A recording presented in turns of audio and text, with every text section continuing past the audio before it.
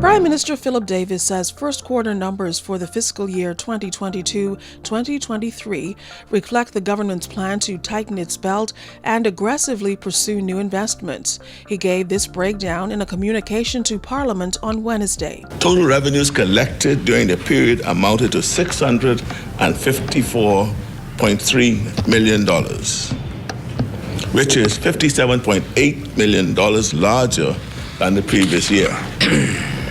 Total recurrent expenditure contracted or was reduced by $47.8 million to close to $620.6 million.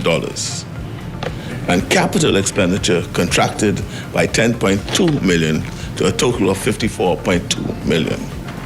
This has resulted in a first quarter deficit for 2022-2023 of $20.6 million.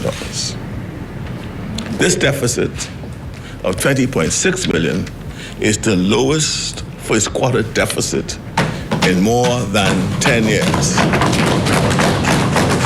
Prime Minister Davis says the indicators are that finally the economy is overcoming two of its most recent brutal setbacks.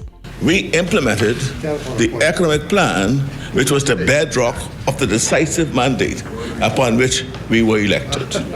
The Bahamian tourism sector continued to rebound, with first quarter domestic economic activity rising to pre-COVID, pre-Hurricane Dorian levels.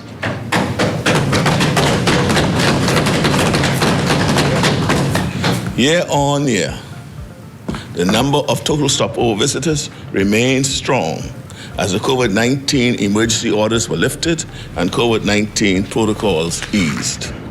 Many developments in the Family Islands were also continued. The Prime Minister also comparing the most recent results of VAT implementation as compared to the rollout of the previous administration. We have made the point many times, and now the results prove what we've been saying. By reducing the VAT rate from 12% to 10% in January, revenues collected increased because people had more money in their pockets to spend. And each time they spend, VAT revenue improves. We would have thought that the simple logic of how VAT works had already been demonstrated back in 2018, when the previous administration imposed a sudden hike of 60% increase in the VAT rate.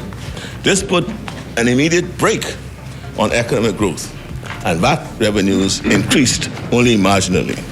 The International Monetary Fund, IMF, projects that the growth of the economy should remain positive at 3.2%. Keeping you in the know, this is OPM Press Now.